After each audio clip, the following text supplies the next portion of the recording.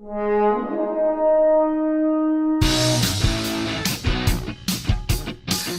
and welcome to Minute of the Apes, the daily podcast where we break down every horseback riding minute of the Planet of the Apes movies, 1 minute at a time. I am Todd. I've got Richard and Sean on a Friday here with me. Wait, Todd, can I hear you? Hang on. Hello, yes, can you test me? Test me, testes. Right. You're testy. Here we are at minute 110. It's Friday. We're punch drunk. We're probably a little bit drunk too. Yeah. Oh, it is happy hour somewhere. We're rapidly approaching the end of this movie, and it's getting more and more frantic. All right, we start. Where we at? Except for this minute. Where are we at? We're minute 110. It's going to be Taylor and Nova still riding up the beach, and ends with Taylor riding closer towards some sort of metal structure. And we've still got our 2 living humans, 2 confirmed dead, 1 dead ape, 1 shrewdness of apes, and a gaggle of humans. And this entire minute is just them riding up on the damn beach. So, Todd, you've talked about before about how there are certain moments in movies, like every 30 minutes this happens, every 20 minutes this happens, to kind of bring the story back and get the audience engaged. Has anybody else noticed that a lot of our 5th minute Fridays are minutes where nothing actually happens? I mean, I enjoy talking to you guys for 30 minutes or so about these, just because you guys are charming and interesting and that kind of stuff.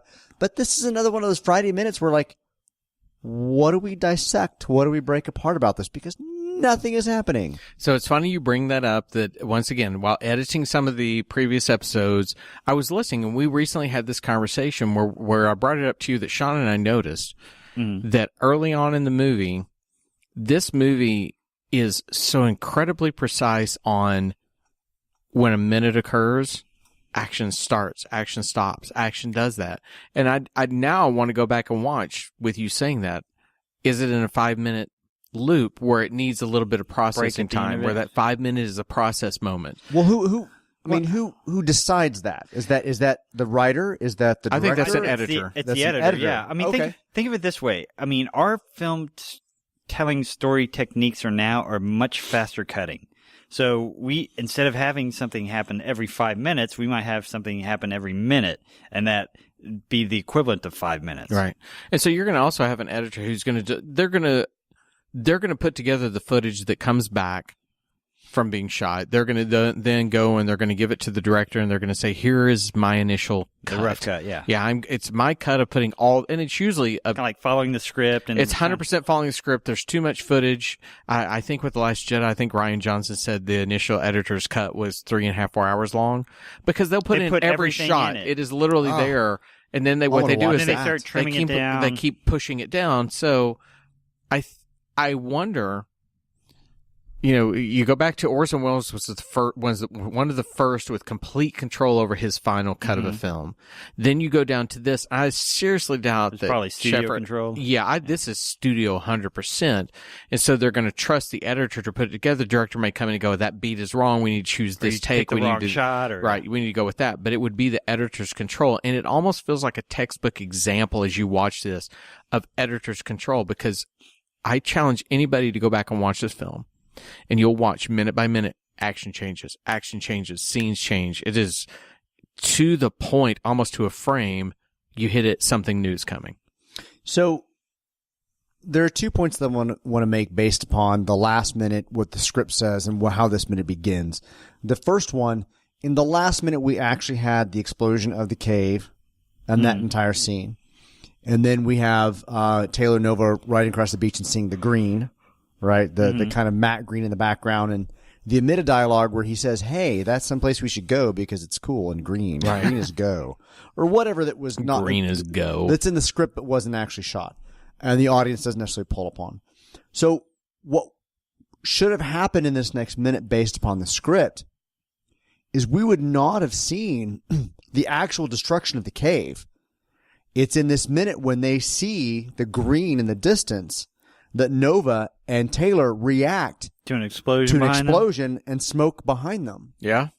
Which would have been the closing off of one story, That's the very opening good. of the next story. That's good.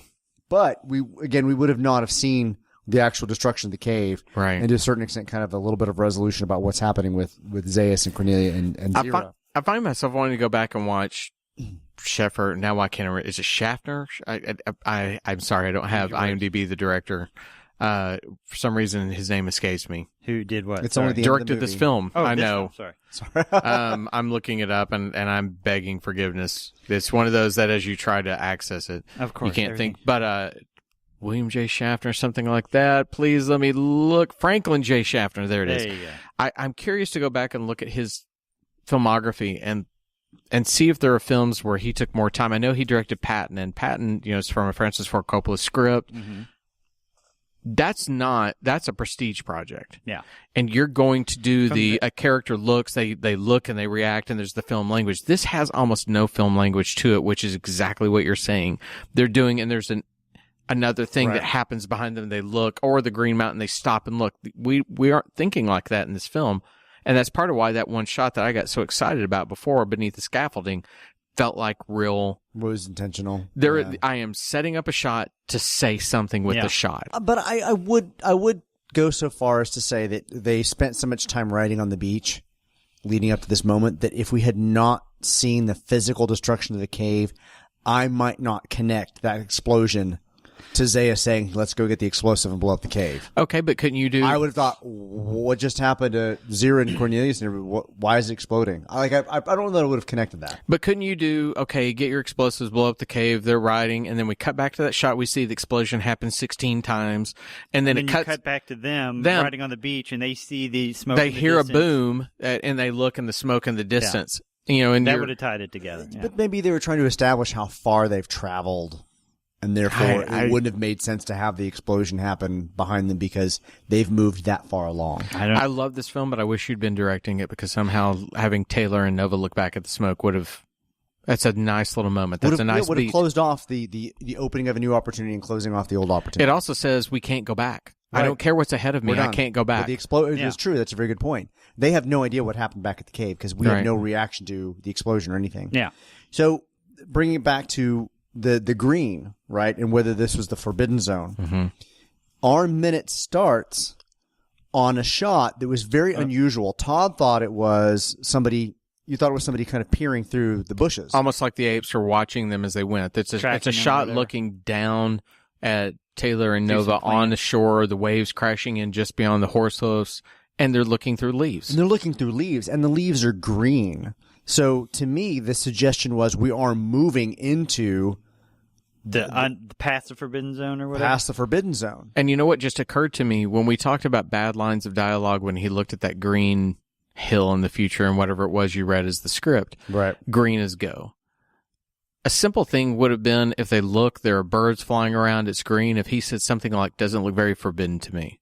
You're going to play on the concepts, you're going to do it, you're going to say, we can go there. Mm-hmm. She can't understand you anyway. She didn't give a shit what you're saying. Oh, Taylor. But it was just such an unusual shot because we haven't done that kind of a shot before. Deaf. And so the audience is supposed to pick up that they're moving away from the forbidden zone into somewhere green just because they've shown a camera tracking through some green leaves that's out of focus. And I didn't get it till we started to dissect the minute. Right. Till we started to actually get down to those details. I'm like, oh, okay, that's what they're trying to tell us now. Well, but then again, let's go back to I'm the one that's probably seen this movie more than either of you, and I never noticed that green mountain matte painting in the previous minute. They're not being very clear about what they're trying to communicate. Yeah. They're not saying anything, and you think about how many road pictures have occurred where a character is zooming down a road, and they suddenly look into the rearview mirror to see what they've left behind. That would have been the moment with what's behind them, with what's ahead. And we're ignoring all these beats of film language that we can tell and can be character moments. And the truth is because we're trying to get to the payoff shot. Well, even to the next, we move those green leaves, even to the next 10 seconds of riding on the beach, it still looks like the forbidden zone. Yeah. It doesn't look like anything else. It doesn't look like anything else has changed about this. It's still just they're on the beach. And they're it's just kind of riding on the coast, around them, and they're just riding along. And in that shot right there, you see a little bit of grassy substance kind of blowing in the wind. But we also saw that when they were in the forbidden zone. Sean and I joked about that they're walking along. They found the one milkweed. They all pull up. Then they go and they find there's another. Then they finally pass by. They keep walking past and they don't give a shit anymore. They ignore it. Yeah. Then they get to the point where they see the scarecrows on the edge of the forbidden zone, and there's plants greenery everywhere. Yeah. And they're like, I kept hoping that Dodge is back there going, Skipper, could we look at this one? And hey, that, we don't want to look at it. But that's the way they don't pay attention to it. Yeah. So this moment doesn't surprise me that we've suddenly got all this foliage around, and it's sort of blasé. It doesn't. You didn't see the green in the background. We then had that weird tracking shot, and then we're back on the beach riding along for a while. There's this unusual kind of like movement where we see the sky, and it kind of pans down from the sky onto them, I guess, suggesting that more time has passed. Passage of time is kind of the way I read that. Yeah, they don't give us an exact definition of how long time passes when people are traveling. Yeah. But, I guess how they wanted the final scene to kind of play itself out. Are they still traveling to the forbidden or to the green zone, or are they in the green zone? Because it is. Well, they're on the beach zone. I know that. To your point from the minute earlier, this is the part where they should be walking through the jungle. Yeah, like this should be the part where you actually like, hey, we found salvation and we're here, but then what is this right beyond it? I don't know. And again, we've talked ad nauseum about that they were cutting budgets. They were trying to do what they could. They're putting them on the beach. But this is something that has always bothered me about this film as long as I can remember. Obviously as a kid, I didn't think of this, but the more I'd watch it, we get in this minute to the point of an almost reveal. Mm-hmm. Taylor and Nova are riding along the beach. They come up some hunk of metal. Yes. And we begin to see that in the foreground of our shots. And Richard's showing it to us right now. We see very twisted metal. What's beautiful about this... You saying it's like Twisted Steel and sex appeal? A little bit. So what's beautiful about it is that once you know what it is, that they eventually see, you begin to see the structure. Right. But it's twisted just enough to where if you aren't looking for it initially... Don't they ride past it? No, they ride past whatever this is. Yeah, that's not the that's not reveal the statue. structure. Yes, that's something... Yes, it is. That is the torch. Hit play. Just hit play, though. Watch the horse. I mean, watch them on the horse. Hang on. Am I correct? They ride past... No, they ride past the structure. Watch. They keep going past it. He sees it. No, the camera zooms in. They are before the structure. He stops. And then he rides up on it. Yeah, okay, but that's panning behind it. Past it. He rides past it. And then he keeps going. Okay, but that's bad. That's bad film direction. I'm going to explain to the listener what happened. So it's over the top of the torch that is so mangled that you can't completely tell what it is. He rides, the camera zooms in, then he rides past beneath the structure of it. But because of the zoom, then they cut back wide again. And it is bad film direction. Right. Because now they go wide and you can't see it. But what the camera's going to do is now it's going to pan right to left and you're going to see the spires of the Statue of Liberty's crown. We're on the edge of that minute right there. Yeah, exactly. So we see them.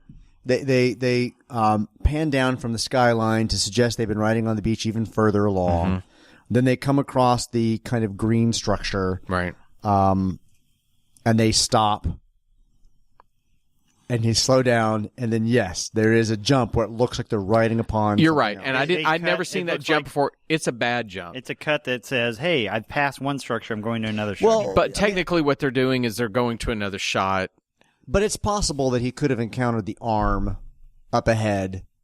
So let me get to this is what bugs the crap out of me, and it has for years and years. Wouldn't it be a more powerful reveal if in all these things we've seen the green, we've seen all these things, and I love your guys' idea of going to the jungle, and that's where you find it.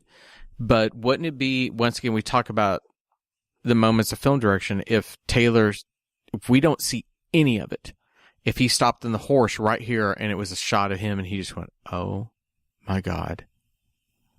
And we don't see anything. Then it's the shot over what he's seen. Well, he sees it from that far away. He'd react to it. He wouldn't wait until he's up on it. That's true. He would not. He would know exactly what that is. I did have that in my notes. If this is a structure, why is he so shocked when he gets closer to the structure instead of being so far away from it and saying, gallop the horse down there because I can't believe what I'm there's seeing. No passion, and that's where I get to. There's no passion at this moment. What is this in front of me? I've got to get there in front None of the staging says, holy shit. Yeah.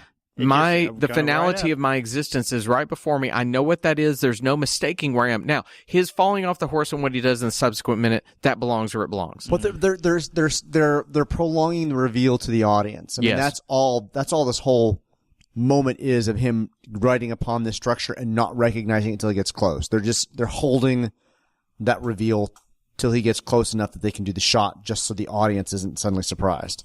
But imagine Or is surprised. if we did that cut in again. Let's talk about the Green Mountain. Yeah. And in the Green Mountain, that's on a horizon.